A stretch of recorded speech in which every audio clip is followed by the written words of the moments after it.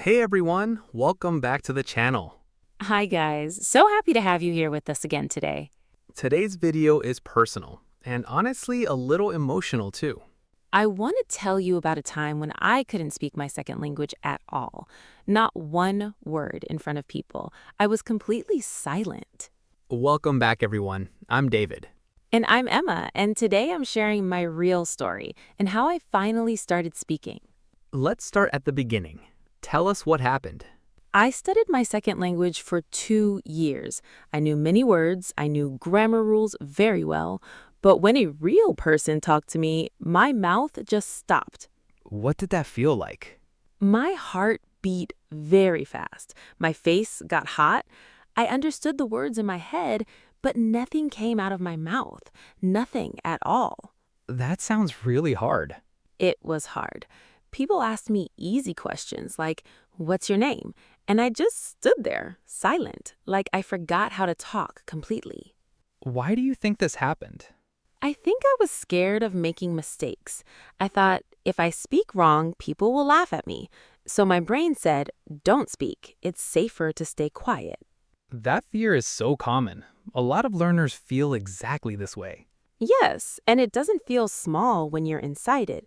It feels huge, like a wall in front of you. What was a normal day like for you back then? I would study alone, at home, every day.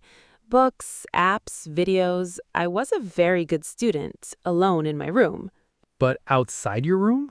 Outside, I said nothing. If someone spoke to me, I nodded my head or I smiled, but I never answered with real words. Can you remember a specific hard moment from that time? Yes, one moment I remember very clearly. A teacher asked me a question in front of the whole class. Everyone looked at me. I opened my mouth, but nothing came out. What happened next? This silence felt very long, maybe only 5 seconds, but it felt like 5 minutes to me. Finally, the teacher moved to another student. I felt so much shame that day. How did that experience affect you? It made things worse, actually.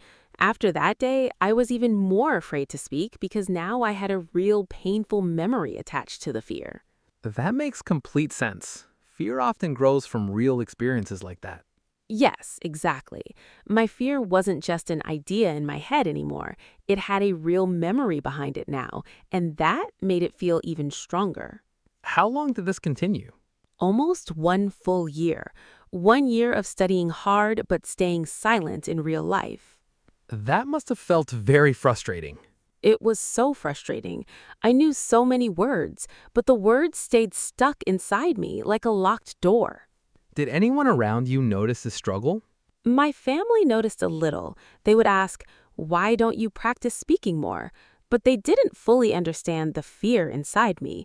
It wasn't about knowledge, it was about fear. That's such an important distinction, knowledge versus fear. Exactly. I had the knowledge already. What I didn't have was the courage to use it out loud in front of real people. What finally changed? What was the moment? One day, a kind woman at a small shop asked me a simple question, "How are you today?" And what happened? My brain froze, like always, but this time, instead of staying silent, I said one small word, "Good." Just one word? Just one word, but that one word felt huge to me. My heart was beating so fast, but I did it. I spoke.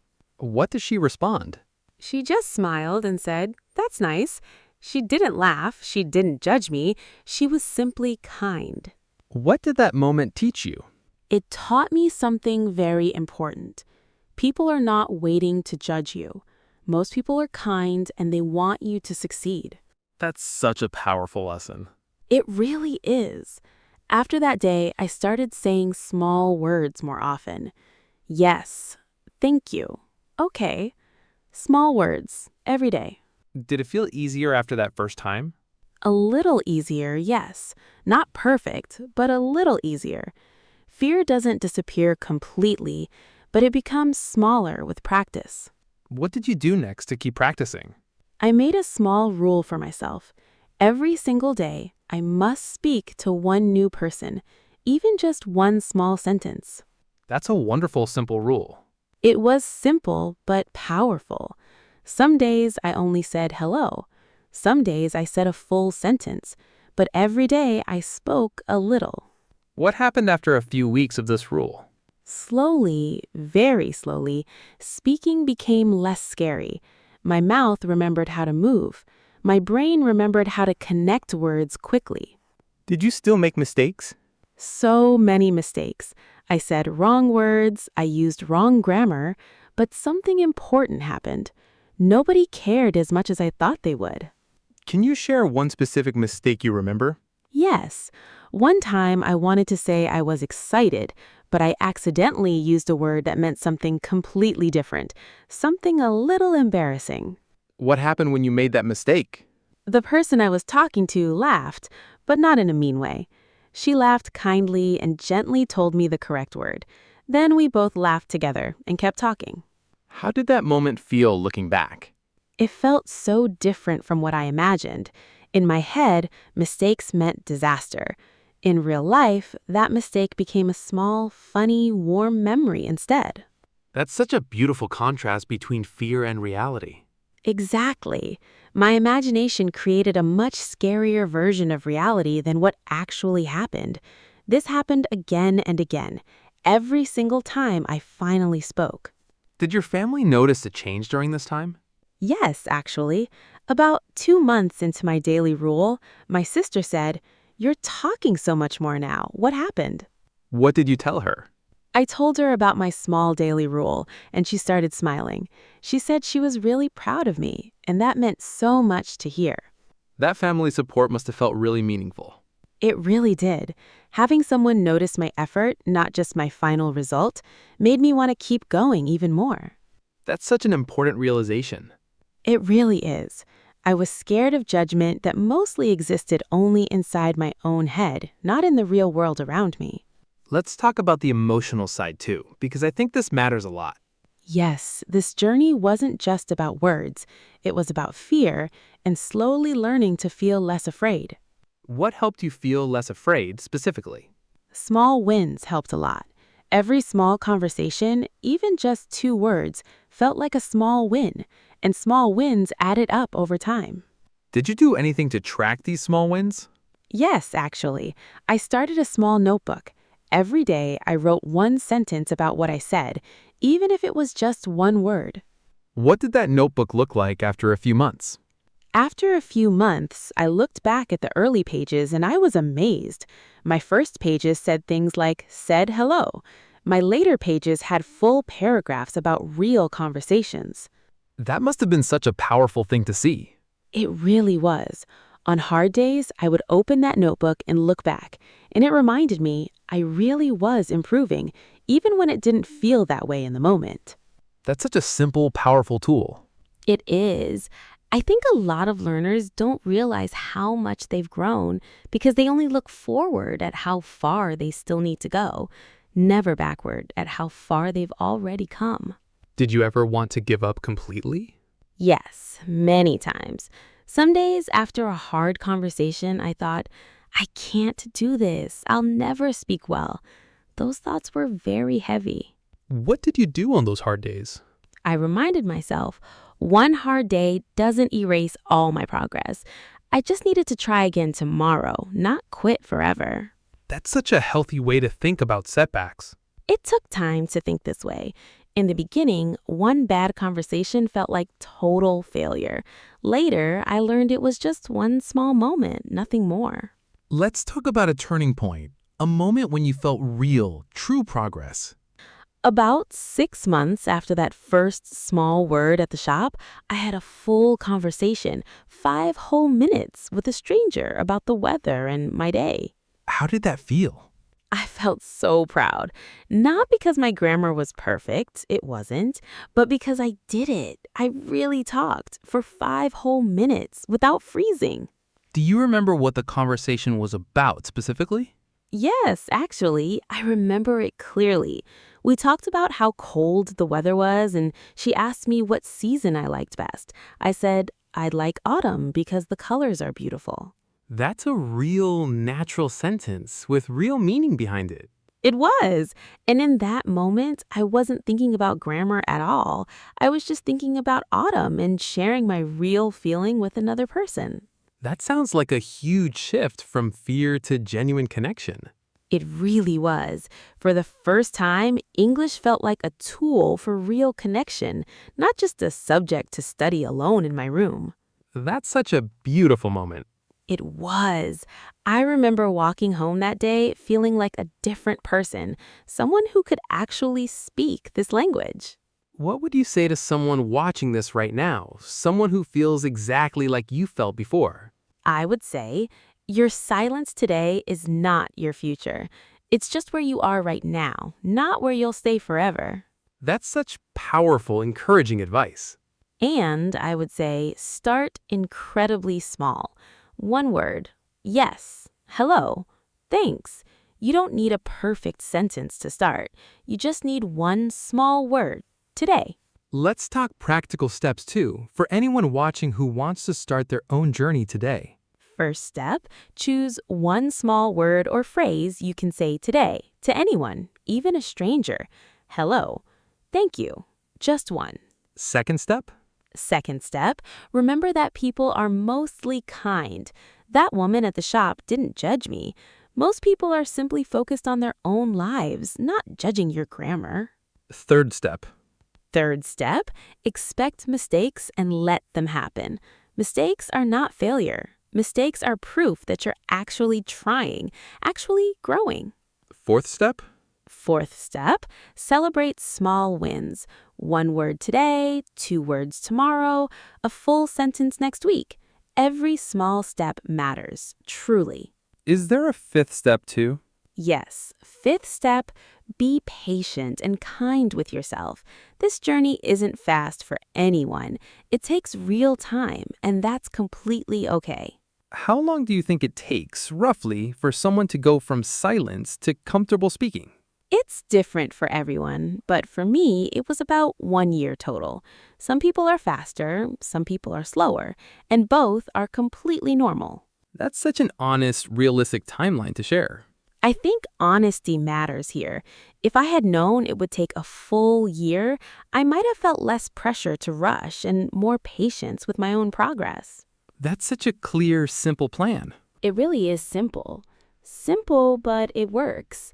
It worked for me, and I believe it can work for you too. Let's do a quick recap of everything today, because repetition really helps beginners remember. I was silent for almost 1 year, scared of mistakes and judgment. One small word, good, at a small shop started everything. After that, a simple daily rule. Speak to one new person every day. Slowly built real confidence over time. Mistakes happened constantly, but people were kinder than I expected, and small wins added together created real, true progress. And most importantly, silence today doesn't mean silence forever. Change is always possible, one small word at a time. If you're feeling stuck in silence right now, just like I was, please know this feeling can change. It changed for me, and it can change for you too.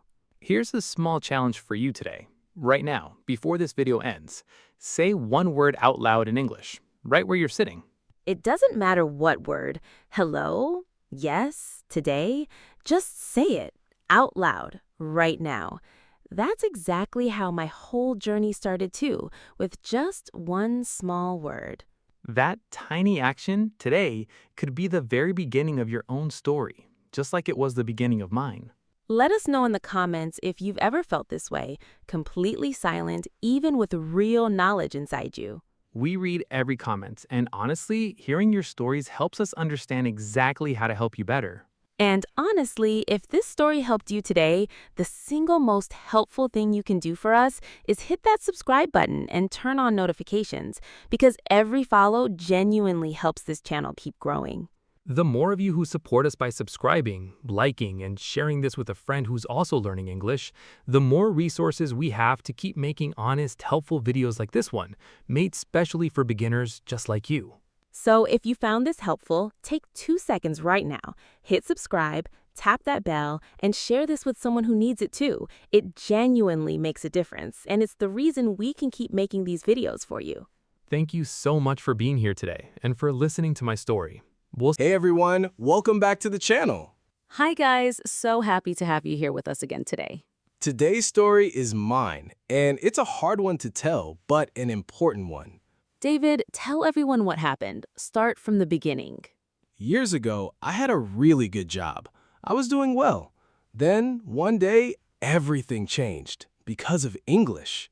Welcome back, everyone. I'm Emma. And I'm David, and today I'm sharing my real story with all of you. Let's start at the beginning. What was your English level back then? Very basic. I could read some English, I could write simple sentences, but speaking, almost nothing. Why didn't you learn to speak earlier? I thought I didn't need it. My job was in my home country. I never imagined English would matter so much. What kind of work were you doing at that time? I worked in operations, managing a team, solving daily problems. It was work I was genuinely good at, work I felt proud of. How many years had you worked at this company? Almost 7 years. I had built real trust there, real relationships. I felt secure, like this job was simply part of who I was. What happened that changed everything? My company got a new international client. Suddenly, meetings were in English, emails were in English. Everything changed overnight. How did you first hear about this change? My manager sent an email announcing the new client and mentioning that our team would now work directly with English-speaking partners. How did you feel when you heard this news? I felt real fear, cold fear in my stomach. I knew I couldn't do this job the same way anymore. What was going through your mind during that meeting? I kept thinking, say something, anything, but my mouth wouldn't move. I just nodded again and again, hoping nobody noticed how lost I felt. Did anyone notice, do you think? Looking back, I think people noticed a little, but at the time, I felt like everyone could see my fear clearly, like it was written on my face. How did your boss react? After the meeting, my boss called me into his office. He looked worried, not angry, just worried. What did he say to you? He said, "We need you to communicate with the new clients. If you can't, we may need someone else in this role." How did you respond to him in that moment? Honestly, I said very little. I just said, "I understand," even though inside I felt completely broken. That must have felt devastating. It was devastating. This job was everything to me. My family depended on my salary, and suddenly my career felt like it was ending because of English. What did you do after hearing this? I went home that night and I couldn't sleep. I kept thinking, I worked so hard for this job, and now I might lose it because of English. Did you tell your family what happened? I told my wife. She was quiet for a moment. Then she said, "So learn English, really learn it, starting tomorrow." Were you surprised by her reaction? A little, actually. I expected sympathy, maybe worry, but she gave me something more useful than sympathy. She gave me a clear, simple plan. Did she say anything else that night? She said, "You've solved harder problems than this at work for 7 years. This is just a new problem, not a different kind of person." How did that specific comment affect you? It changed how I saw the whole situation.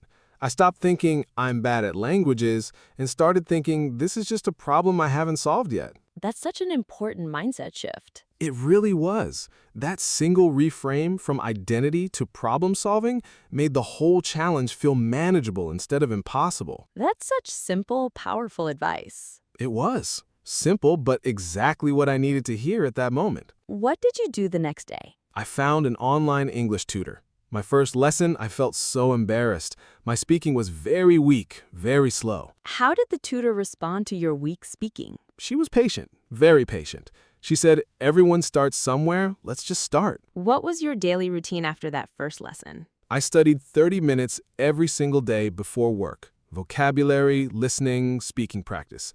every single day, no exceptions. Did you practice at work too, or only at home? Both, actually. I started writing simple English notes to myself during the day just to force my brain to think in English more often. What about emails? Were those difficult too? Very difficult at first. I would write a short email, then spend 20 minutes checking it, worried about every small mistake. How did that email anxiety change over time? Slowly, it got easier. After a few months, I could write a clear email in 5 minutes instead of 20, with much less worry attached. Did work get easier quickly? No, not quickly at all. The next few meetings were still very hard. I still made mistakes. I still felt embarrassed sometimes. What kept you going during those hard weeks? I kept remembering my wife's words, really learn it. Those words became like fuel for me every single difficult day. Can you share a specific hard moment from this time? Yes, one meeting I completely misunderstood a question from the client. I answered something completely wrong. Everyone looked confused. How did you feel in that moment? My face felt hot. I wanted to disappear. But I said, "Sorry, I misunderstood. Could you repeat that?" And they simply repeated it kindly. What did you learn from that specific moment? I learned that asking for clarification isn't weakness, it's actually smart. Nobody judged me harshly for asking. They just wanted to communicate clearly too. Did you use that phrase, "Could you repeat that," often after this? Constantly, actually. It became one of my most useful phrases. I stopped seeing it as embarrassing and started seeing it as a normal, smart tool. How did the client react to you asking for clarification that day? They were completely fine with it, actually. Kinder than I expected. One person even said, "No problem, English isn't my first language either." That must have felt really reassuring. It really was. In that moment, I realized many people in international business aren't native speakers either, and we were all doing our best together. How long did you continue this daily practice? Almost 8 months without stopping. Some days felt slow, almost no progress. Other days felt like real sudden jumps forward. Did your boss notice any change during this time? About 4 months, he mentioned it briefly. "Your English is getting better." Small words, but they meant so much to me. How did that small comment affect you? I remember driving home that day feeling lighter than I had in months. It was such a small sentence, but it felt like real proof that my effort was actually working. Did that comment change your motivation at all? It did. Before that, I was practicing out of fear, afraid of losing my job. After that comment, I started practicing with real hope instead, which felt completely different. What was the real turning point in this whole story? About 8 months in, I led an entire meeting completely in English by myself with no help from anyone else. How did you feel right before that meeting started? Extremely nervous, honestly. My hands were even shaking a little. But I remembered how far I'd already come, and that gave me just enough courage to begin. How did that meeting go? It went well, really well. I answered questions clearly, I explained our plan confidently. The client seemed satisfied and impressed. How did you feel after that meeting ended? I felt something I hadn't felt in months. Real pride. Not perfect English, but real, genuine confidence in myself. What happened with your job after that meeting? 6 months later, I actually got promoted. The same English that almost destroyed my career became the exact reason I moved forward in it. Do you remember the moment you found out about the promotion? Yes, clearly. My boss called me into his office again, the same office from that hard conversation 8 months earlier. How did that feel, walking into that same office again? It felt almost poetic, honestly. The same room where I once felt like a failure became the room where I felt like a real success. What exactly did he say this time? He said, "You've become one of our strongest communicators with international clients. We'd like you to lead the new partnership team." How did you respond? I almost couldn't speak, but this time it wasn't fear. It was pure happiness. I just said, "Thank you. I won't let you down." That's such a beautiful contrast to your first meeting in that office. It really is. The thing that almost ended my career became the thing that changed my whole life, in a good way.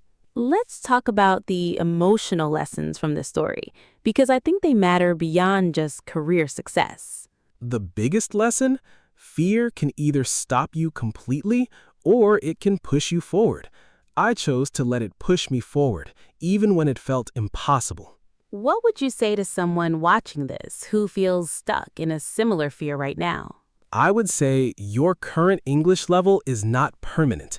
It's simply where you are today, not where you have to stay. Did this journey change anything beyond your career, in your personal life?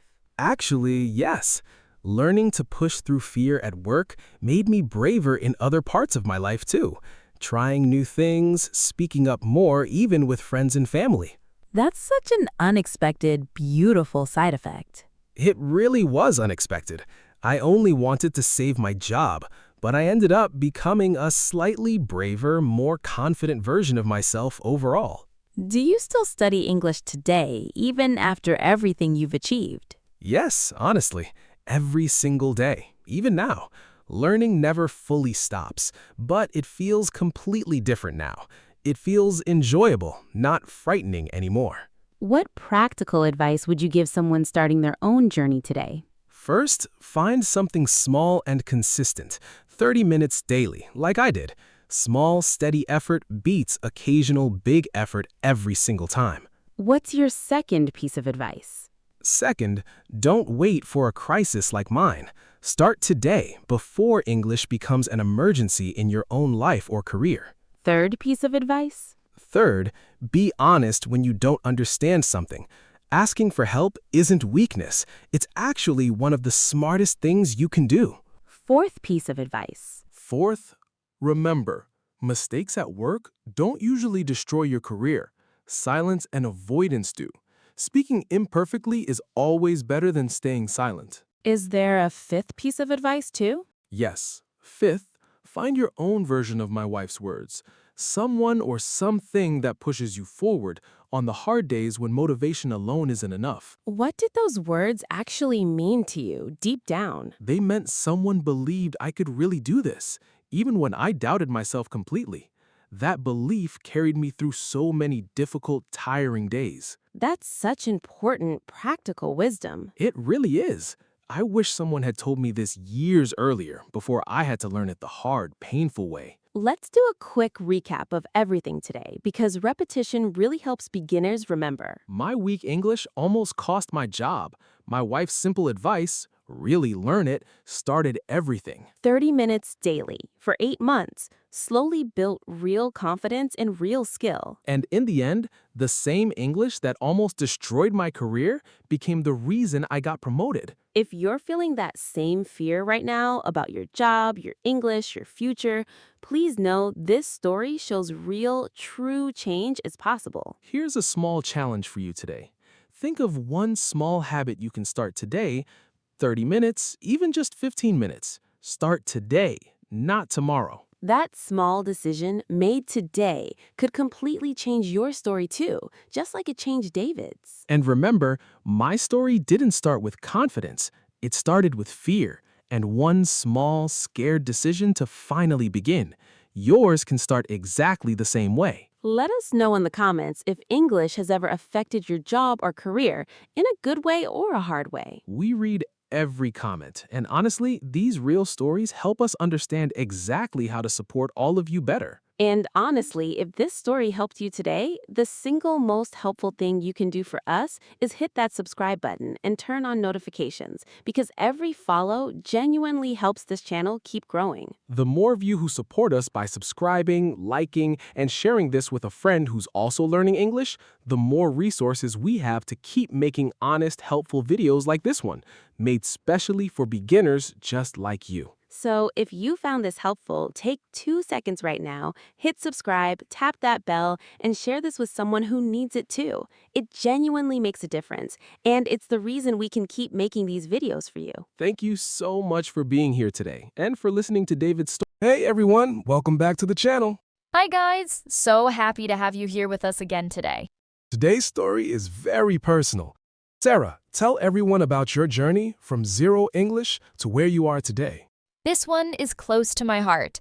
Let's start from the very beginning. Welcome back, everyone. I'm James. And I'm Sarah. And today I'm sharing my real immigrant story with all of you. Let's go back to the beginning. When did you move to an English-speaking country? I moved when I was 22 years old. I had zero English. Not a little English, zero. Zero? Not even basic words? A few words, maybe. Hello, thank you. That's really all I had. Why did you decide to move with so little English? My family wanted a better future. It was a hard decision, but also an exciting one, full of hope. Who made this decision, you or your whole family together? My parents decided first, then I chose to join them. Leaving my friends, my whole familiar life, that choice was really difficult. Did you say goodbye to many people before leaving? Yes, so many goodbyes. My grandmother cried at the airport. I remember her face clearly, even now, all these years later. That must have been such an emotional moment. It really was. I felt excited about the future, but also heavy with sadness, leaving everything familiar behind me. What was your very first day like in the new country? Confusing. So confusing. Signs everywhere, in English. People talking fast, all around me. I understood almost nothing. How did that feel emotionally? Lonely. Very lonely. I felt like I was inside a bubble, watching life happen, but not really part of it. Can you describe a specific hard moment from that first week? Yes, I went to a store to buy simple food. The worker asked me a question. I didn't understand. I just stood there, silent, feeling small. What happened next? She repeated the question slower. I still didn't understand. Finally, I just pointed at what I wanted and paid. No words at all. How did you feel walking home that day? I cried, not loudly, just quiet tears. I thought, how will I survive here if I can't even buy food easily? Did you call your family that night? Yes, I called my mother. I told her about the store, about feeling so small and confused. She listened quietly, then said something I never forgot. What did she say? She said, every single person who ever learned a new language felt exactly this way once. This feeling is not your ending, it's just your beginning. That's such comforting, wise advice. It really was. I held on to those words for months afterwards, especially during the hardest, most discouraging days of my journey. That's such a raw, honest moment to share. It's true, though. Many immigrants feel exactly this way. It's not weakness, it's just the real, hard beginning of a new life. What did your first weeks look like trying to learn English? I didn't have money for expensive classes, so I used free resources, library books, free apps, subtitles on television shows. What was your daily study routine? Every single day, 1 hour minimum, sometimes more if I had energy. Vocabulary, listening, simple sentences. Did you have anyone helping you directly? A neighbor, an older woman, very kind. She invited me for tea once a week, and we talked slowly, patiently together. What do you remember most about those tea meetings? Her patience, mostly. She would wait, silently, while I searched for the right word, never rushing me, never finishing my sentences for me. Did she teach you specific things or just talk with you? Mostly just talk, actually, but that natural conversation taught me more than any textbook.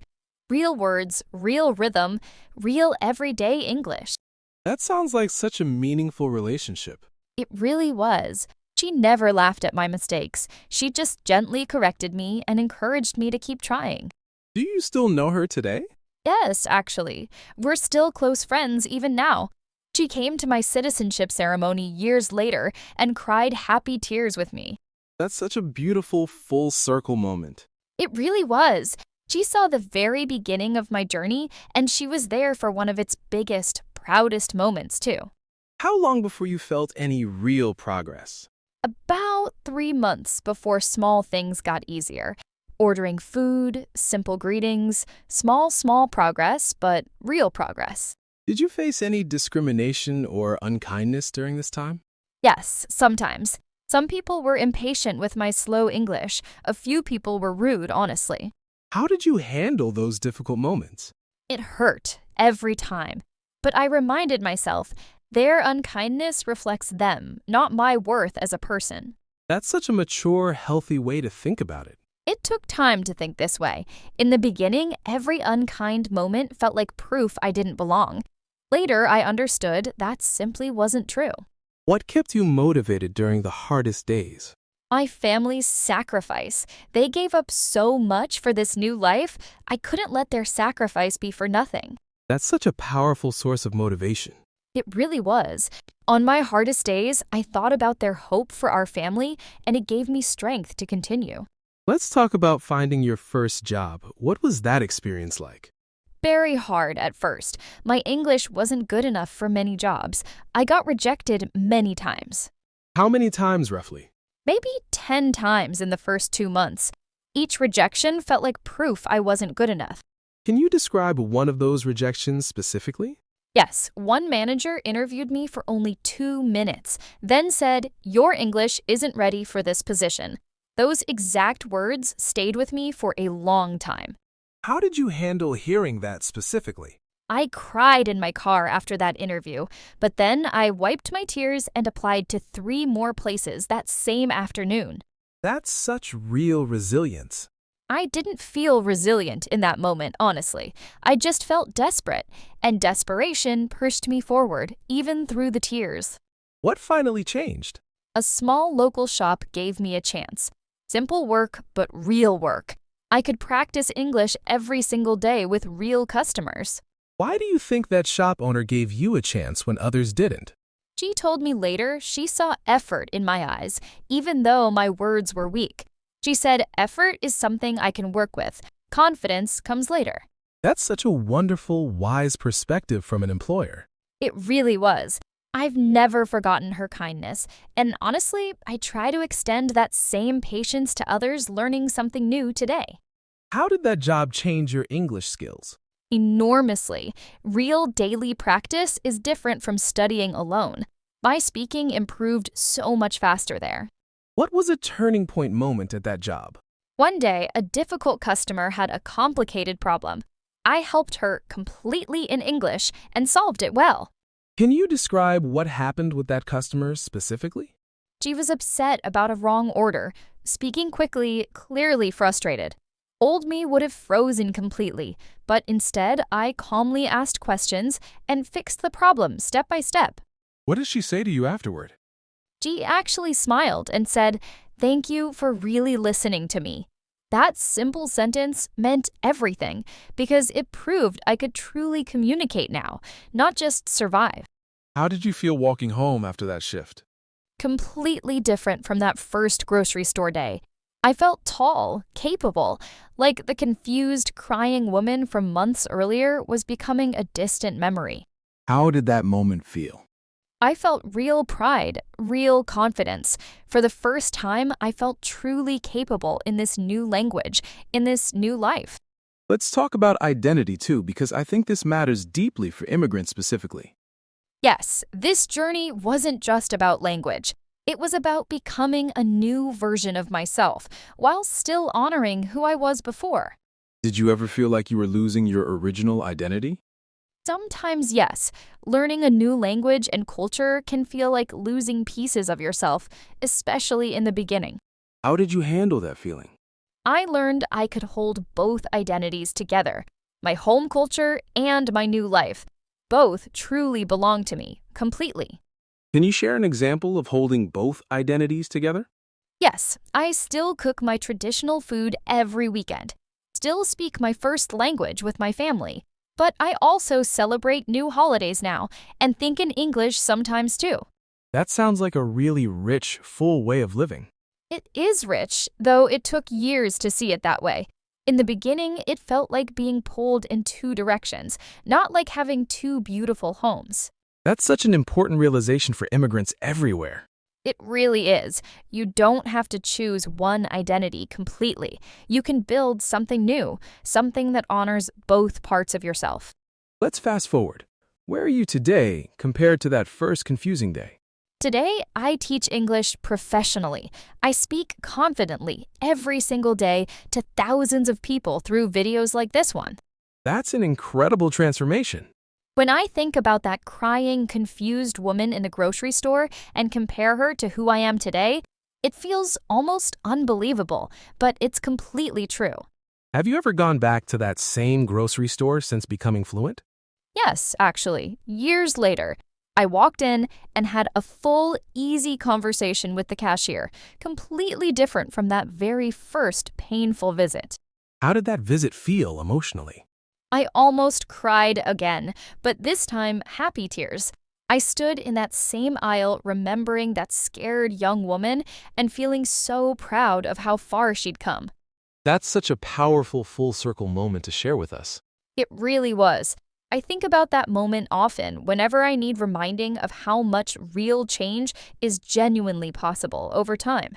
What would you say to someone watching this who feels exactly like you felt on that first hard day? I would say this hard beginning is not your whole story. It's simply the first difficult chapter, not the ending. What practical advice would you give someone starting a similar journey today? First, use free resources without shame. Library books, free apps, subtitles. You don't need money to start learning. Second piece of advice. Second, find one kind person, like my neighbor. One patient, encouraging person can make an enormous difference in your journey. Third piece of advice. Third, protect yourself from unkind people, but don't let their unkindness define your worth. Their impatience says nothing true about you. Fourth piece of advice. Fourth, find any job or situation with real daily practice. Real conversation teaches faster than studying alone every single time. Fifth piece of advice. Fifth, remember your reason, your family, your dreams, your future. On hard days, that reason will carry you forward even when motivation feels gone. Is there a sixth piece of advice too? Yes. Sixth, be patient with your identity too, not just your language skills. It's okay to feel like two people for a while, your old self and your new self. How long did that feeling last for you personally? A few years, honestly. But slowly, those two identities stopped feeling separate and started feeling like one complete whole person, just with two beautiful cultures inside. That's such a beautiful way to describe it. It really is beautiful looking back now. At the time, it felt confusing, but today I see it as one of the richest parts of who I am. Let's do a quick recap of everything today, because repetition really helps beginners remember. I arrived with zero English and felt lonely and lost. A kind neighbor, free resources, and daily practice slowly built real progress. Rejection and unkindness happened, but they didn't define your worth or your future. And today, that same struggle became the foundation of a life I never imagined possible, helping others on their own journey now.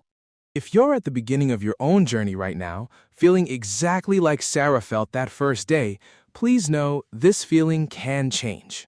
It changed completely for me, and I truly believe it can change for you too, one small day at a time. And if you're crying today in your own version of that grocery store, please remember that moment is not the end of your story either. It's simply one hard, honest chapter, and I promise better chapters are genuinely still ahead of you.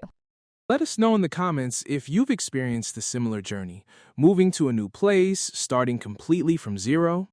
We read every comment, and honestly, these real stories help us understand exactly how to support all of you better.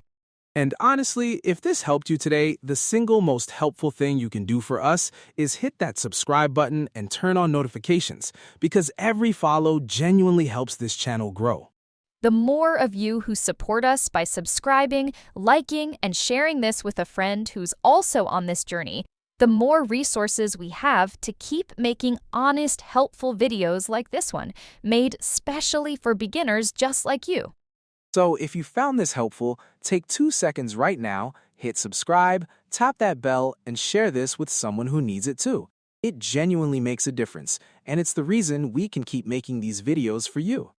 Thank you so much for being here today and for listening to my story. Hey everyone, welcome back to the channel. Hi guys, so happy to have you here with us again today. Today's story is mine, and it's about a big decision. Why I quit a stable job to teach English instead. This is a story a lot of you have asked about. Let's finally tell it today. Welcome back, everyone. I'm David. And I'm Emma, and today David is sharing his real career story with all of you. Let's start at the beginning. What was your job before teaching? I worked in finance. Good salary, stable company, nice office. On paper, it looked perfect. How did you get into finance in the first place? I studied finance in university, and honestly, it seemed like the safe, smart choice at the time. Good job security, respected career. My parents were proud. Did you enjoy it at the beginning? For the first year, yes, mostly. New job, new challenges, learning new skills. It felt exciting in a normal, expected way. So, why did you feel the need to change anything? Something felt empty inside. Every morning I woke up and felt no real excitement about my day. How long did you feel this way before making a change? About 3 years. 3 years of feeling okay, but never truly happy, never truly excited. What was a normal day like during those 3 years? Wake up, commute, meetings, numbers, emails, commute home. Repeat every single day, feeling slightly numb inside. Did you talk to anyone about these feelings? My wife, mostly. She noticed I seemed tired, even on days I wasn't physically tired. What did she say when you shared these feelings with her? She asked me a simple question. If money wasn't a problem, what would you actually want to do? That's such a powerful question. It really is. I didn't have an answer immediately. I needed time to really think about it, honestly. How did you finally find your answer? I thought about moments in my life that felt truly meaningful, and one memory kept coming back to me, again and again. What was that memory? Years earlier, I helped a coworker learn English informally during lunch breaks. I remembered how happy it made me watching her improve. Can you describe that coworker's journey a little more? She was terrified of speaking in meetings at first, always silent, always nervous. We practiced together, simple conversations, 20 minutes, 3 times a week. How long did that informal teaching continue? About 6 months. By the end, she was leading small presentations herself, confidently, in English, in front of the whole team. What specifically felt meaningful about that experience?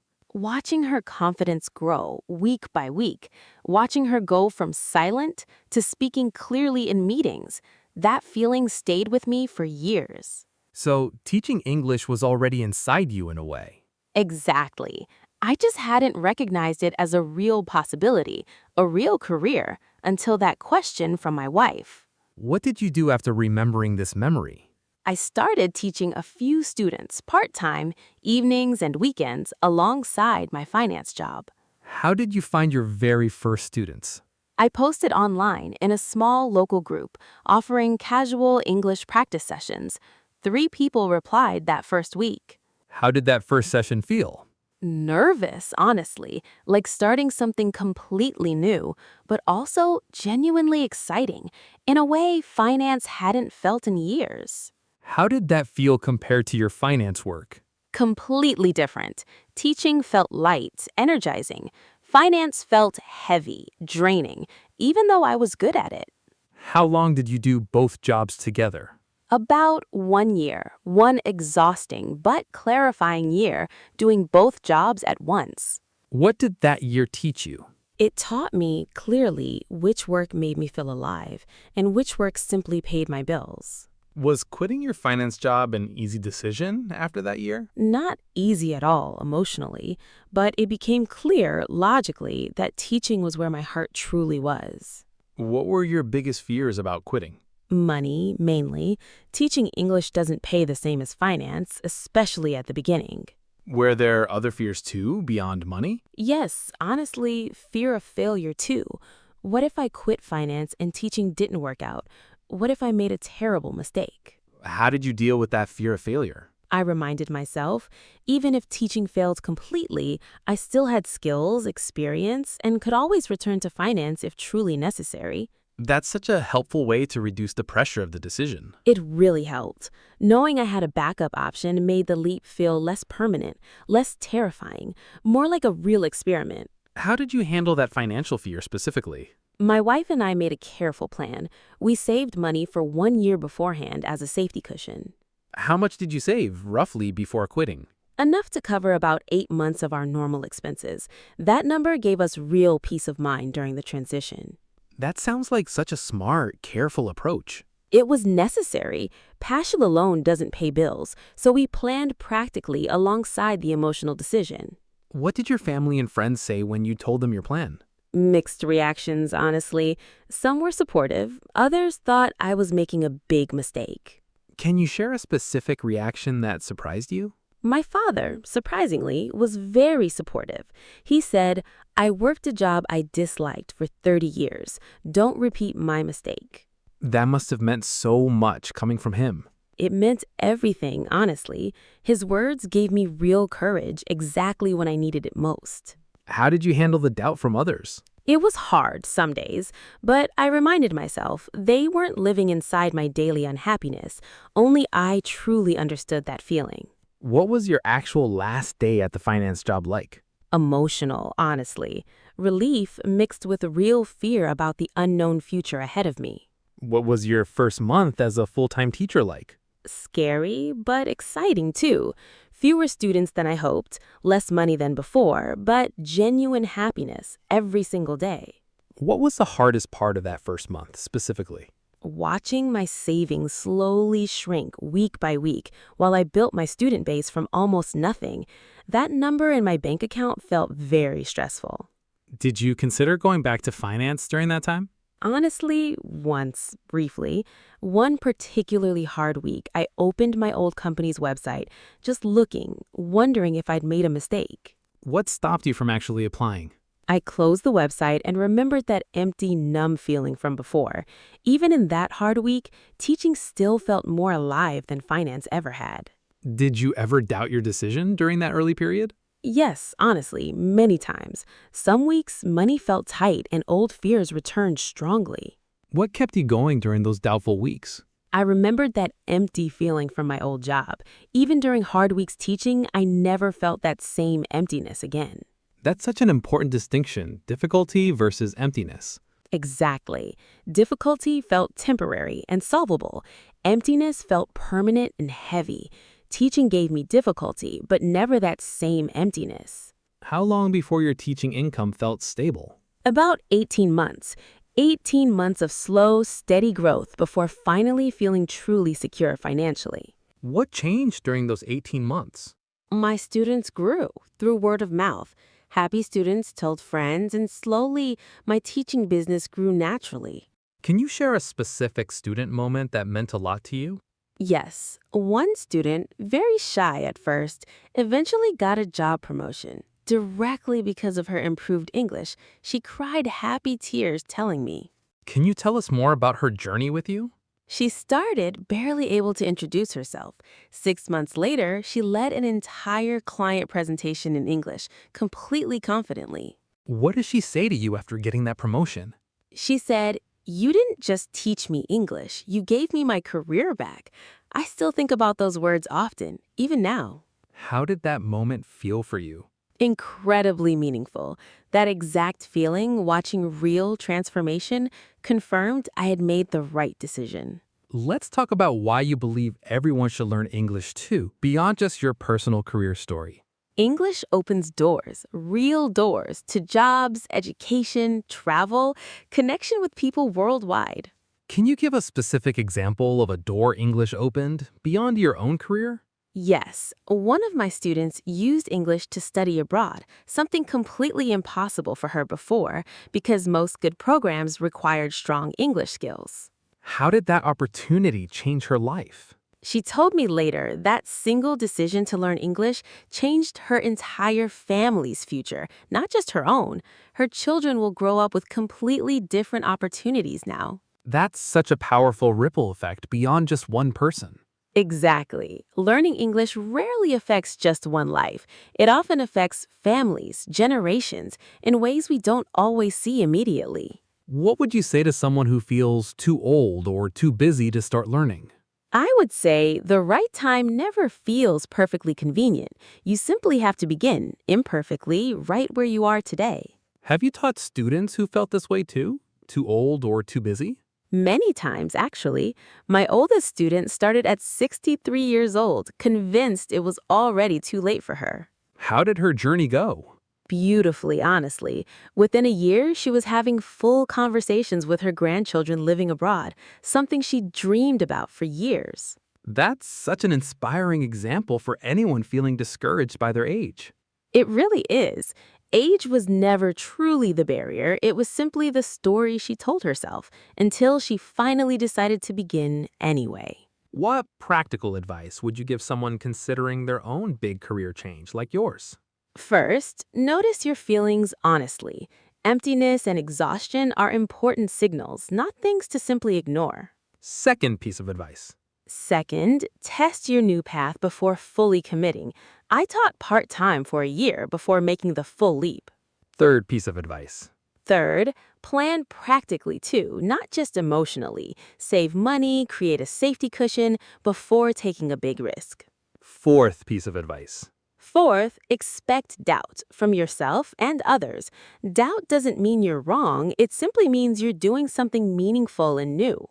Fifth piece of advice.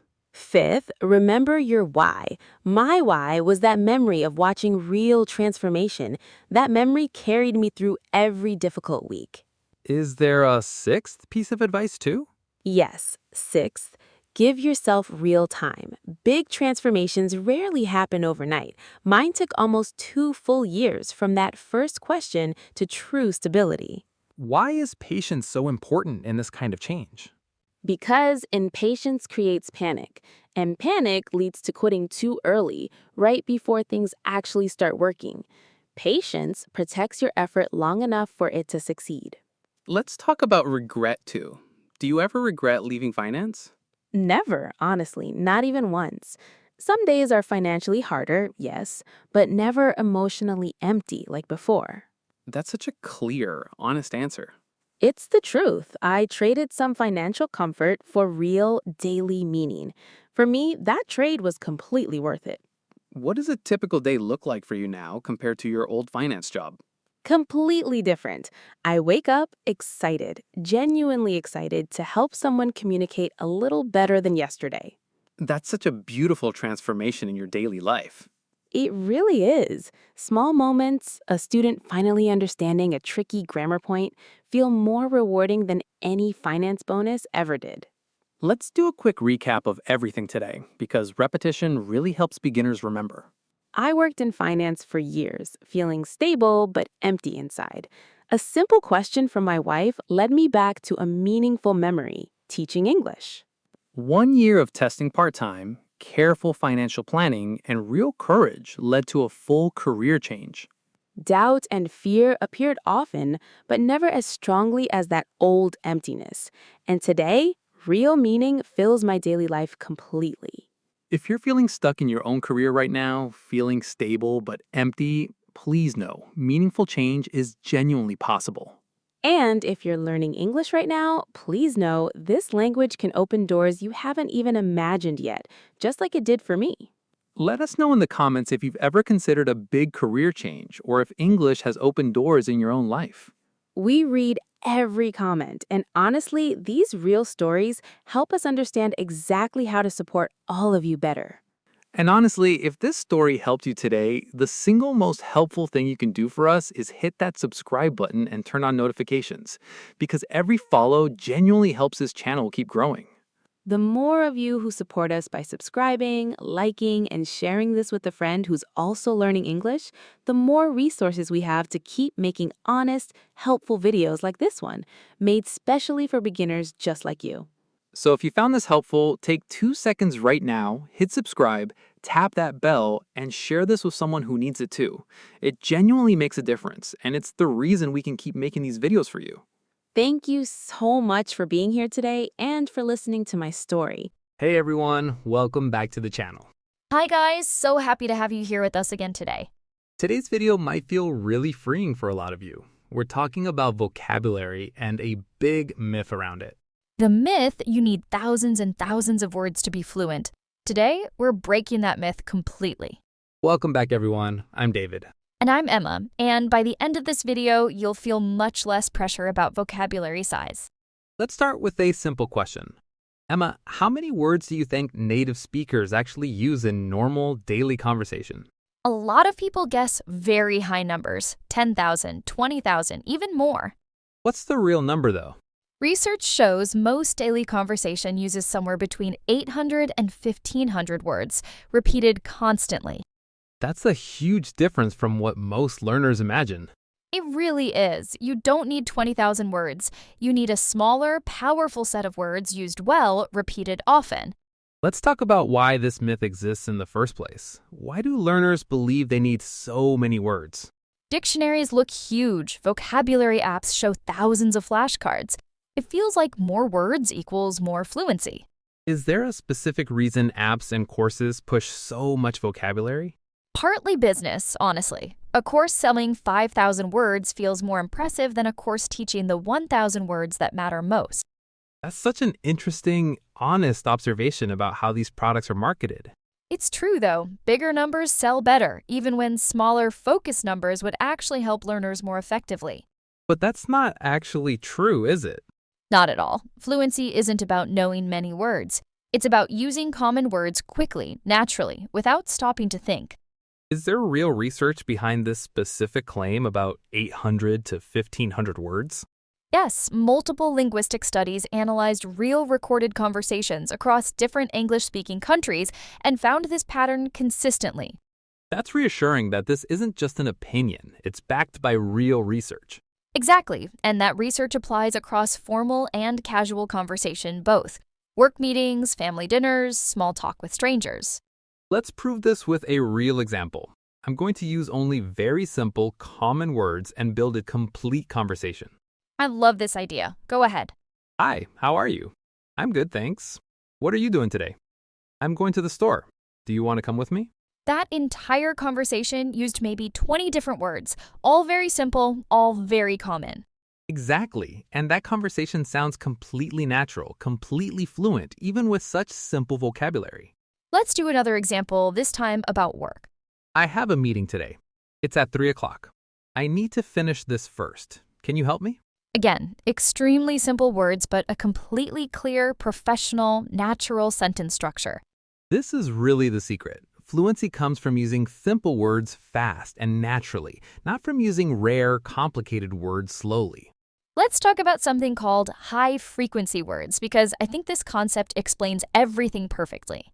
What exactly are high-frequency words? These are the words used most often in any language. In English, words like the, is, have, want, go, good, time. How much of daily conversation do these high-frequency words actually cover? Research shows the most common 1,000 words cover around 80 to 90% of daily conversation. That's incredible. Just 1,000 words covering almost all of daily talking. Exactly, which means mastering these core words deeply matters far more than learning thousands of rare, uncommon words. Let's talk about what happens when learners focus on the wrong type of vocabulary. This happens constantly. Learners memorize rare, fancy words, thinking it makes them sound smart or advanced. But what actually happens in real conversation? They often can't speak smoothly because their common word foundation isn't strong enough yet. Rare words without a strong foundation actually slows fluency down. That's such an important point. Foundation before decoration. Exactly. Foundation before decoration. A house needs strong foundation first before beautiful decorations. Language works the exact same way. Let's talk about verbs specifically, because I think this matters a lot too. Yes, a small number of verbs can express an enormous range of meaning. Get, make, take, go, have. These verbs alone create hundreds of different phrases. Can you give some examples? Get up, get ready, get better, get a job. One simple verb, endless different meanings depending on the words around it. Let's try a few more examples with make. Make dinner, make a decision, make sense, make friends. Again, one verb, completely different meanings, all extremely common in daily conversation. Take? Take a break, take a shower, take care, take time. Same pattern, one simple verb, unlimited practical uses. That's such a powerful insight. A learner doesn't need 100 different verbs. They need a few core verbs used flexibly. Exactly. This is often called phrasal verb power. A handful of simple verbs combined creatively cover an enormous range of real communication. Let's talk about adjectives too, because I think the same idea applies here. Absolutely. Words like good, bad, big, small, nice, hard, easy, these cover the vast majority of everyday descriptions. Do learners really need rare adjectives like magnificent or exquisite early on? Honestly, no, not at all. Really good or very nice communicates almost the same feeling in much simpler, more accessible words. Can intensity be added without needing a completely different word? Definitely. Very, really, so, extremely. These small intensity words let you adjust a simple adjective's strength without needing an entirely new vocabulary word. So, very good, really good, so good, extremely good all communicate different levels of the same simple idea. Exactly, and native speakers use this exact pattern constantly, rather than searching for rare, specific adjectives every single time. That's honestly such a relief to hear. It should be. You're allowed to sound simple and still sound completely fluent and natural. Let's talk about a related myth too, the idea that fluency means never repeating words. This is such a common misunderstanding. Native speakers repeat the same words constantly, all day long, in every single conversation. Can you give an example of this repetition? That's good. This is good. Good job. Have a good day. The word good repeats constantly in completely natural, fluent speech. So repetition isn't the weakness, it's actually how real fluent speech naturally works. Exactly. Trying to avoid repetition, searching for a different word every single time, actually makes speech feel slower and less natural. Let's talk about listening comprehension too, because I think the same principle applies there. It really does. If you know the most common 1,000 words deeply, you'll understand the vast majority of everyday conversations, movies, and podcasts. What happens when a rare word does appear in conversation? Usually, context helps you understand it anyway, without knowing that specific word directly. That's such an important skill, using context clues instead of needing every single word defined. Exactly, and that skill develops naturally the more you practice listening to real, natural English. Can you give an example of using context to understand an unknown word? Sure. I forgot my umbrella, so I got completely drenched on my way home. Even without knowing drenched, the umbrella and rain context makes the meaning very clear, very wet. That's such a helpful example. The surrounding simple words basically explain the rare word for you. Exactly, and this happens constantly in real listening. You don't need every single word. You need enough common words to build the surrounding picture. Let's talk about a practical study method now, based on everything we've discussed today. First, focus on mastering the most common 1,000 words deeply, not memorizing thousands of rare words shallowly. What does mastering deeply actually mean, practically? It means knowing multiple ways to use each word in different sentences, different contexts, not just recognizing the word's basic definition. Second step. Second, practice using these common words in real, spoken sentences out loud repeatedly until they feel automatic. Third step. Third, resist the urge to constantly add new, rare vocabulary before your foundation feels truly solid and automatic. Fourth step. Fourth, notice how often native speakers repeat simple words in real content you watch or listen to, and let that observation reduce your own pressure. Let's do a small practice exercise together, using only simple, common words. I love this idea. Let's build a story using very simple vocabulary only. Yesterday, I woke up late. I was tired. I made coffee and ate breakfast quickly. Then I went to work. At work, I had a big meeting. It was hard, but I did my best. After work, I went home and rested. See how natural, clear, and complete that story feels using only simple, common words? It's a real, complete story, fully understandable without a single rare or complicated word anywhere in it. Let's try one more, this time about a weekend, just to really prove the point. On Saturday, I stayed home. I cleaned my house and cooked a nice meal. Then I called my mom and we talked for an hour. On Sunday, I went for a walk. The weather was good. I felt happy and relaxed after a long, busy week. 2 complete natural stories, and honestly, probably less than 50 unique words used across both of them. Here's a small challenge for anyone watching right now. Pause this video and try telling your own simple story about yesterday using only common, easy words. You'll probably surprise yourself realizing you already have enough vocabulary to tell a real, complete story about your own life.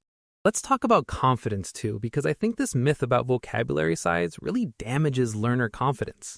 It really does. So many learners feel like failures because they don't know enough words, when really they already know enough words to communicate clearly. What would you say to someone who feels their vocabulary is too small to speak confidently? I would say if you know even 500 common words, you already have enough to have real, meaningful conversations starting today. That's such an encouraging, practical message. It's genuinely true, not just encouraging talk. The research really does support this again and again. Let's talk about advanced learners too, because I think this principle still applies even at higher levels. Absolutely. Even advanced fluent speakers rely heavily on common words for most daily communication. Rare vocabulary gets used occasionally, not constantly. So even native speakers aren't using huge, rare vocabularies most of the time. Exactly. Most native speakers use a relatively small common vocabulary for the vast majority of their daily lives, work, family, casual conversation. When does rare vocabulary actually matter then? Usually in specific, specialized contexts. Academic writing, technical fields, literature, but that's a very different goal from everyday spoken fluency. So a learner should think about their actual goal first before worrying about vocabulary size. Exactly. If your goal is everyday conversation, focus deeply on common words. If your goal is academic writing, specialized vocabulary matters more there specifically. That's such a helpful distinction, matching your study focus to your actual real goal. Right, and for the vast majority of learners watching this video, everyday spoken fluency is the real goal, which means common words deserve most of their attention. That's such an important realization for learners at every single level. It really is. The goal isn't collecting as many words as possible, it's using the right, common words smoothly and naturally. Let's do a quick recap of everything today, because repetition really helps beginners remember. Daily conversation uses mostly 800 to 1,500 words, repeated constantly, not thousands of rare words. The most common 1,000 words cover around 80 to 90% of everyday conversation in any context. Mastering common words deeply matters far more than memorizing rare words shallowly, especially early in your journey. And repetition of common words isn't weakness. It's exactly how real, natural, fluent speech actually works every single day. If you've been feeling pressure about your vocabulary size, please know you likely already know enough words to speak more confidently starting today. Let us know in the comments if this changed how you think about vocabulary or which common word you're going to practice more this week. We read every comment, and honestly, hearing these small realizations from you is exactly why we make videos like this one. And honestly, if this video helped you today, the single most helpful thing you can do for us is hit that subscribe button and turn on notifications, because every follow genuinely helps this channel keep growing. The more of you who support us by subscribing, liking, and sharing this with a friend who's also learning English, the more resources we have to keep making honest, helpful videos like this one, made specially for beginners just like you. So if you found this helpful, take 2 seconds right now, hit subscribe, tap that bell, and share this with someone who needs it too. It genuinely makes a difference, and it's the reason we can keep making these videos for you. Thank you so much for being here today. We'll see you in the next one. Hey everyone, welcome back to the channel. Hi guys, so happy to have you here with us again today. Today's video is genuinely empowering and honestly a little controversial too. We're saying something a lot of people don't expect. English is actually easier than most learners believe. Welcome back, everyone. I'm David. And I'm Emma, and today we're breaking down exactly why with real specific reasons. Let's start with reason number 1. English has no grammatical gender.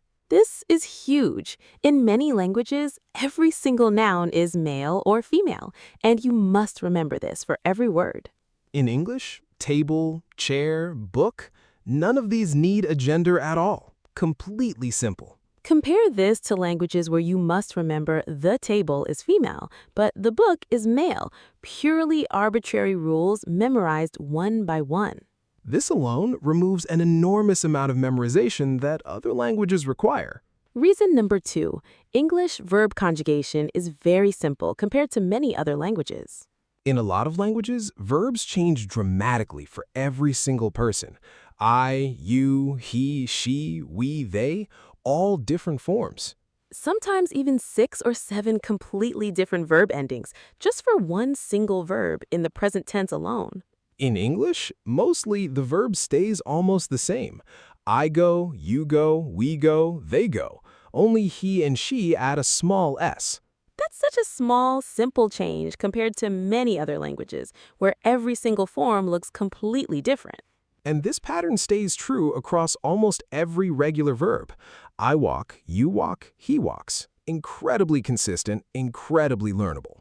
Reason number 3, English word order is very consistent and predictable. Subject, verb, object. I eat pizza. She reads books. Almost always this same predictable pattern. Some languages allow much more flexible word order, which sounds nice, but actually makes learning sentence structure significantly harder for beginners. Once you learn this pattern, you can build thousands of correct sentences using the exact same structure repeatedly. Reason number 4, and this one surprises a lot of people. You've probably already heard thousands of English words even before starting to study. English words appear constantly in movies, music, brand names, technology all around the world, in almost every country. Words like internet, computer, taxi, hotel, restaurant, these appear in many languages already, borrowed directly from English. Even words like okay, Wi-Fi, selfie, online have become almost universal, understood in countries all around the world. So learners often already have a much bigger starting vocabulary than they realize without even studying yet. Reason number 5. English is incredibly forgiving of mistakes in real conversation. Native speakers understand imperfect English very easily because word order and context carry so much meaning already. Yesterday I go store isn't perfect grammar, but every native speaker understands it completely immediately, without confusion. That's such an important, reassuring point. Small grammar mistakes rarely block real communication in English. Reason number 6. There are no complicated formal and informal verb forms like in many other languages. In some languages, you must choose completely different words depending on who you're speaking to: elders, strangers, friends. In English, mostly you use the same basic words, just adjusting politeness slightly. Please, could you, would you mind? That's such a huge simplification compared to languages with complex formality systems built directly into grammar. You never need to worry about accidentally using the wrong level of a verb just because you're speaking to your boss instead of a friend. Reason number 7. English uses very few noun cases compared to many languages. In some languages, nouns change form depending on their grammatical role: subject, object, possession, each with different endings. Sometimes 4, 5, even 6 different case endings for every single noun depending on its role in the sentence. In English, nouns mostly stay the same. Dog is dog, whether it's the subject or the object of a sentence. Only a small s gets added for possession, the dog's toy, and that's basically the entire complexity there. Reason number 8. Contractions actually make spoken English shorter and simpler once you learn the pattern. I am becomes I'm. Do not becomes don't. Cannot becomes can't. Shorter, quicker, once the pattern feels natural. These aren't extra complexity, they're actually simplifications, making real spoken English faster and easier. And there's a limited learnable set of these contractions too, not an endless list to memorize randomly. Reason number 9. English pronunciation, while sometimes tricky in spelling, has relatively simple sounds overall. Compared to some languages with many complex tonal sounds or unusual throat sounds, English mostly uses sounds found in many world languages already. This means many learners already have the physical ability to make these sounds. They just need practice connecting them to specific words. Can you give an example of what makes tonal languages harder for comparison? In tonal languages, the same syllable can mean completely different things depending on pitch. Rising, falling, flat. One small pitch mistake changes the entire meaning. English doesn't rely on tone this way at all, does it? Not at all. English uses tone for emotion and emphasis, but rarely changes a word's core meaning based on pitch alone, which removes a genuinely difficult layer for many learners. Reason number 10, our final reason today. English has an enormous amount of learning resources available, more than almost any other language. Movies, shows, podcasts, apps, free websites, native speakers everywhere willing to help and practice with learners. This massive resource availability makes practicing and improving significantly easier than learning many other less globally common languages. You could genuinely learn English almost entirely for free using content that already exists in enormous abundance online. Let's talk about why, despite all these real, genuine advantages, English still feels so hard for so many learners. I think it comes down to comparison and fear, mostly, not the actual language itself. What do you mean by that exactly? Learners compare themselves to native speakers or to years-long fluent learners and feel discouraged, forgetting how much genuine progress they've already made. Can you give an example of this unfair comparison happening? Sure. A beginner watches a 5-year fluent speaker on social media and feels like a failure, forgetting that person also started exactly where the beginner is right now. That comparison completely ignores the years of practice behind that fluent speaker's current skill. Exactly. And social media makes this comparison trap even worse because we only see the finished result, never the messy, difficult beginning. That's such an important psychological point, separate completely from the actual grammar and structure we just discussed. Exactly. The language itself has real, genuine advantages. The difficulty often comes from mindset, fear, and unfair comparison, not from English grammar specifically. Let's talk about spelling too, because I think that's the one area where English genuinely gets more complicated. That's completely fair and honest. English spelling doesn't always match pronunciation perfectly, and that part is genuinely tricky sometimes. Why is English spelling so inconsistent compared to its relatively simple grammar? Historically, English borrowed words from many different languages, French, Latin, German, and each brought its own spelling patterns along with it. So the grammar stayed relatively simple, but the spelling became a mixed, sometimes inconsistent collection from many sources. Exactly. That's a great way to put it. Two completely separate parts of the language with very different levels of difficulty. But even here, is there a silver lining? Yes, actually. Spelling difficulty doesn't block spoken communication at all. You can speak fluently, confidently, even with imperfect spelling knowledge. That's such a helpful distinction, speaking fluency versus spelling perfection being two genuinely separate skills. Exactly. And for real everyday conversation, spoken fluency matters far more than perfect spelling accuracy. Let's talk about a practical mindset shift now based on everything we've discussed today. First, remind yourself regularly. English genuinely has simpler grammar structures than many world languages in several important measurable ways. Second, stop comparing your current progress to fluent speakers. Compare only to your own progress from a month ago or a year ago. Third, remember, mistakes rarely block real communication in English. Native speakers understand imperfect sentences easily, almost all the time. Fourth, use the massive resources available, movies, podcasts, apps, real conversations, because English learning resources are genuinely abundant everywhere. is there a fifth mindset tip too? Yes. Fifth, celebrate small wins actively. Every correct sentence, every understood conversation is real proof this language genuinely is learnable for you. Why does actively celebrating small wins matter so much psychologically? Because our brains naturally focus on mistakes and struggles more than successes, so we have to intentionally balance that natural tendency with real, deliberate recognition of our progress. That's such a practical, useful addition to this list. It really is. Confidence builds gradually through consistently noticing what's working, not just endlessly focusing on what still feels difficult. Let's do a quick practice exercise showing how forgiving English actually is with imperfect grammar. I'll say a sentence with small mistakes, and you tell me if you understand it anyway. Go ahead. She don't like coffee, but she drink tea every morning. Completely understandable. Small grammar mistakes, but the meaning is 100% clear. Exactly. This proves the point perfectly. Communication succeeded completely even without perfect grammar. Let's do one more example. Yesterday, I go to park with my friend. We eat ice cream and talk long time.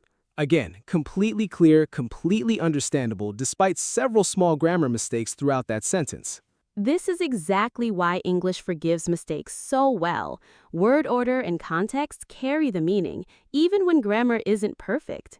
Let's try one final example, just to really drive this point home. My sister, she work in hospital. She help many people every day. She very tired but happy. Still completely clear. We understand exactly who she is, what she does, and how she feels, despite multiple small errors. 3 examples, all completely understandable, all proving the same reassuring point about English specifically. Let's talk about confidence too, because I think this message matters deeply beyond just grammar facts. It really does. So many learners feel ashamed of their current level when really English genuinely gives you more room for error than many other languages. What would you say to someone who still feels like English is impossibly difficult for them personally? I would say difficulty often lives more in our fear and comparison than in the actual language structure itself. That's such a powerful, encouraging reframe. It really is. And it's genuinely backed by real linguistic facts, not just motivational talk. Let's add one bonus reason too, an 11th one, because I think it's genuinely worth mentioning. Go ahead, I'm curious. English has relatively few irregular plural forms compared to many languages. Most nouns simply add an S. Cat becomes cats. Book becomes books. That's true. There are some exceptions. Child becomes children, mouse becomes mice, but these are genuinely a small minority. Compared to languages where plural forms change dramatically and unpredictably, English mostly follows one simple, learnable pattern. That's such a nice bonus point to add because plurals feel like such a small thing, but they add up across thousands of daily sentences. Let's talk about a comparison example too, just to make this even more concrete for everyone watching. Sure, what comparison did you have in mind? Imagine learning a language with grammatical gender, 6 noun cases, and complex formal speech levels, all at the same time alongside new vocabulary. That would be an enormous amount of simultaneous complexity, genuinely overwhelming for most learners. Exactly, and English learners simply don't face that same combined complexity. Several of these difficult layers just aren't present in English at all. Which really does support our whole message today. English isn't difficulty-free, but it removes several genuinely hard layers that many other languages include. Let's do a quick recap of everything today, because repetition really helps beginners remember. No grammatical gender, simple verb conjugation, predictable word order, familiar borrowed vocabulary, and forgiving communication despite mistakes. No complex formality system, few noun cases, simplifying contractions, familiar sounds, and enormous available resources everywhere. 11 genuine, real reasons English has real structural advantages compared to many other world languages. If you've been feeling discouraged, believing English is uniquely, impossibly difficult, please know that feeling isn't fully supported by the actual facts. The language itself is genuinely more forgiving and accessible than you might currently believe, especially compared to many other languages worldwide. So the next time you feel discouraged, try remembering even just one of these 11 reasons and let it gently remind you you're learning a genuinely learnable language. Let us know in the comments which reasons surprised you the most today, or which one you're going to remember on your hard days. We read every comment, and honestly, hearing that this message helped even one person feel less discouraged makes making this video completely worth it. And if you ever forget everything else from today, just remember this one simple idea. English was never designed to defeat you, and the facts genuinely agree. And honestly, if this video helped you today, the single most helpful thing you can do for us is hit that subscribe button and turn on notifications, because every follow genuinely helps this channel keep growing. The more of you who support us by subscribing, liking, and sharing this with a friend who's also learning English, the more resources we have to keep making honest, encouraging videos like this one, made specially for beginners just like you.